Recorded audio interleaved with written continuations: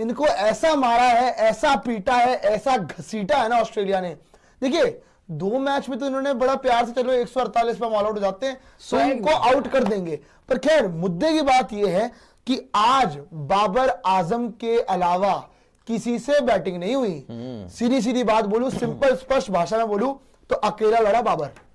बाबर ने अकेले कर दिया। तुम मेरे ख्याल से 58 59 पे 1 विकेट थी तुम्हारी। 117 के अंदर तुम बंडल हो गए भाई। वो भी पावर प्ले उनके आगे तुम ताश के पत्तों की तरह ढह गए। ताश के पत्ते भी धीरे ढहते होंगे जितनी जल्दी तुम्हारी बैटिंग ढह गई। मतलब किसी से बैटिंग हुई नहीं बाबर के अलावा। वो एडम जैम्पा पे बोल्ड हो रहा है बाबर आजम को 2 बार एडम जैम्पा बोल्ड मार गया। और मैं तो बोलूंगा जो मैंने पहले बोला था कि मेरे हिसाब से तो देखो मोहम्मद रिजवान, आप जितना मर्जी बोलो जी ड्रॉप हुआ है, रेस्ट हुआ है, मेरे ख्याल तो भाई आपके मन में डर था कि तीसरा मैच आप खेलोगे और बेइज्जती हो गई। आप डर गए, आपकी हालतें खराब हो रही थी, आपके बस की कुछ थी नहीं। तो आपने सोचा नहीं जी सलमान अली आधा, जिसकी परफॉर्मेंस 0.5 की भी नहीं थी, सलमान अली आधा है वो, क्योंकि आधा तो खैर उसकी परफॉर्मेंस में बार बार कह रहा हूं कि है ही नहीं। खैर मुद्दे की बात यह है कि आज तो सच में बोलना पड़ेगा कि बाबर आजम अकेला रह गया। हम हमेशा ऐसे बोलते हैं कि बाबर आजम अपने रन बनाता है, आज उसने अपने रन नहीं बनाए। वो तेज भी खेल रहा था, बीच में धीमा होना पड़ा। क्यों? क्योंकि दूसरे रन पे कोई टिक ही नहीं रहा था। बाबर आजम ने स्ट्राइक रेट अप करके खेलने की कोशिश करी, उसने बढ़िया शॉट भी मारे, लेकिन आपने क्या किया, बेड़ा गर्क कर दिया। 28 बॉल पे 41 बना के गया वो। बाबर आजम ने तो आज बढ़िया खेला, इससे बता ली आए थे फरहान के साथ। लेकिन पावर प्ले का अगर मैं हाल बताऊं आपको, तो जब 6 ओवर कंप्लीट हुए थे तो इनके 58 रन थे मेरे हिसाब से, जहां पर 1 विकेट थी। उसके बाद वो आउट हुआ, अपना हसीबुल्ला आउट हुआ, वो तड़प रहा था आउट होने के लिए। 62 for 2 हुए, फिर 64 for 3 हो गए, 70 पे 4 हो गए, 91 पे 5, और उसके बाद तो फिर एक एक करके जो है वो आपका मतलब पावर प्ले में 1 विकेट। बाबर आजम के तगड़े रन आ रहे हैं, अच्छी स्ट्राइक रेट के साथ बाबर आजम खेल रहा है। अबे तुमसे इतनी बैटिंग नहीं होती, कोई उसका साथ तो दे लो। जन्मों करम में तो उसके रन आ रहे हैं, और वो भी उस स्ट्राइक रेट से रन आ रहे हैं, बावजूद उसके कोई साथ देने कोई तैयार नहीं है। और वही हुआ था पिछले मैच में। यार आप खुद बताइए, जिस बैटिंग यूनिट से 150 रन चेज नहीं हो सकते, जो 150 रन नहीं बना सकती है टीम, वो टीम साथ क्या मतलब क्या ही खड़ी होगी। और ऐसा नहीं था कि सामने कोई मिचेल स्टार्क बॉलिंग कर रहा है, या कोई आपका कमिंस है या हेजलवुड है, कौन वहां पर एक ले देके इनका मेन बॉलर है जैम्पा, स्पिनर, उसके साथ साथ स्पेंसर जॉनसन। तुमसे यार ये नहीं खेला गया आज। एरन हार्डी 3 विकेट एरन हार्डी ने ले ली। एरन हार्डी नहीं खेला गया भाई। और शुरुआत में वो साहिबजादा इनका मतलब पता नहीं क्या है, वो उसको एक शॉर्ट बॉल डाली, वो वहीं पे आउट हो गया, लोटपोट हो गया वो। तो खैर इनके बस की तो बैटिंग करना था ही नहीं, वो तो हमको पता ही था। और अब 117 इन्होंने बनाए ना भाई, 117 रन पावर प्ले में आधे रन बन जाएंगे। सीधी बॉल नहीं खेली जाती इनसे। आज अगर आप सिंपल भाषा में समझेंगे ना कि पाकिस्तान ने क्या किया, आज पाकिस्तान ने सरेंडर किया है। आज पाकिस्तान ने सरेंडर कर दिया ऑस्ट्रेलिया के आगे कि हम तो जी आपके आगे बिल्कुल ऐसे ही आपके पैरों में पड़ गए हैं, हमें माफ कर दो आका, हमें माफ कर दो आका, क्योंकि हमसे कुछ नहीं होगा, आप हमें बख्श दो। ये पाकिस्तान की टीम को तीसरे T20 से पहले चले जाना चाहिए था। आप पिंडी चले जाते वापस। पिंडी में अरे सुनो, मैं कह रहा हूं पिंडी में चैंपियंस ट्रॉफी का टूर हो रहा है भाई, जाके वो एंजॉय कर लो।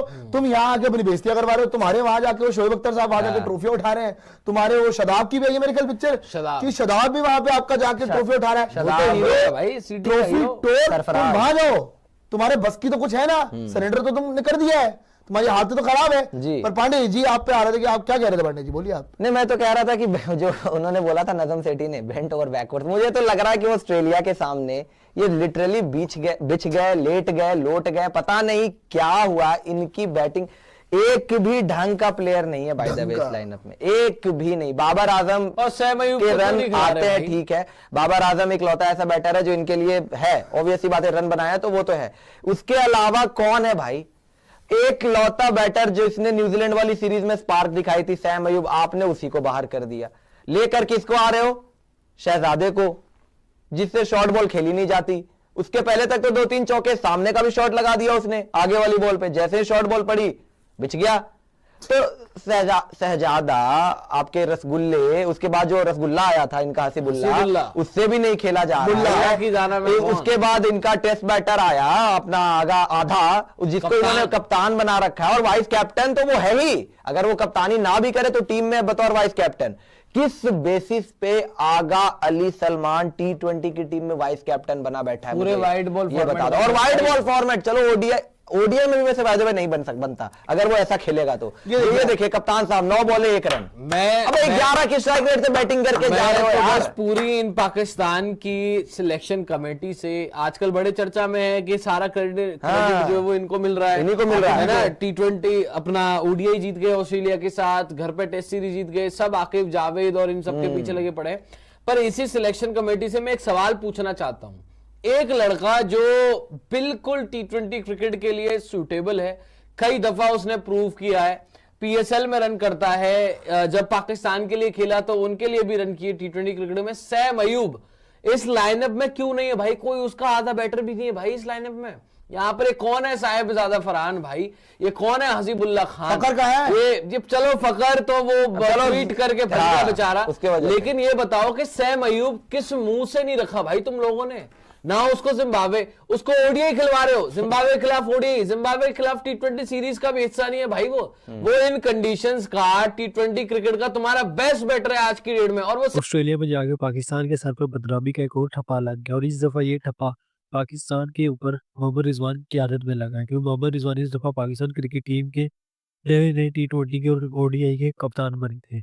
मोहम्मद रिजवान ने ओडीआई में तो अच्छी परफॉर्मेंस दी, लेकिन पाकिस्तान क्रिकेट टीम ने जो ओडीआई में अच्छी परफॉर्मेंस दी थी वो भी याद रहे पाकिस्तान ने अपने बैट्समैन की वजह से नहीं बल्कि अपने बॉलर्स की वजह से अच्छी परफॉर्मेंस दी थी, क्योंकि वहाँ पे ओडीआई भी हारिस रऊफ ने अच्छी बॉलिंग की थी, जिस वजह से पाकिस्तान ओडीआई सीरीज जीता था। क्योंकि जब पहला मैच हुआ था तो उसमें पाकिस्तान की बैटिंग टेस्ट हुई थी, पाकिस्तान की बैटिंग पहले ओडीआई में बिल्कुल फ्लॉप हो गई थी, और उसके बाद दूसरे और तीसरे ओडीआई में पाकिस्तान के पहले बॉलिंग कराई थी, और पहले जब पाकिस्तान ने बॉलिंग कराई तो ऑस्ट्रेलिया को छोटे टारगेट पे मखसूस करने में कामयाब होते रहे, और इसीलिए फिर पाकिस्तान ने छोटा टारगेट चेस करना, तो पाकिस्तान ओडीआई 50 ओवरों की गेम में अच्छी खासी आराम से वो टोटल चेस करी। लेकिन जब T20 की बारी आई तो पहला जो मैच हुआ तो 7 ओवरों का आउट हुआ, तो 7 ओवरों में ऑस्ट्रेलिया बैटर्स ने पाकिस्तानी बॉलर्स का धुआं निकाल दिया था। 7 ओवरों में लोग ने 90 से ज़्यादा स्कोर बना गए थे। लेकिन जब दूसरे ओडीआई की बात T20 की बात आई तो दूसरे T20 में पाकिस्तान ने बॉलिंग तो अच्छी की थी, लेकिन पाकिस्तान की जब बैटिंग की बारी आई तो पाकिस्तान की बैटिंग की तरफ फिर फ्लॉप नजर आई। पाकिस्तान की कोई किसी भी बैटर ऑस्ट्रेलियाई बॉलर के सामने ना टिक सका, और एक के बाद एक विकेट गिरती रहा। जब पाकिस्तान ने तीसरा T20 मैच खेला तो पहले तो पाकिस्तान ने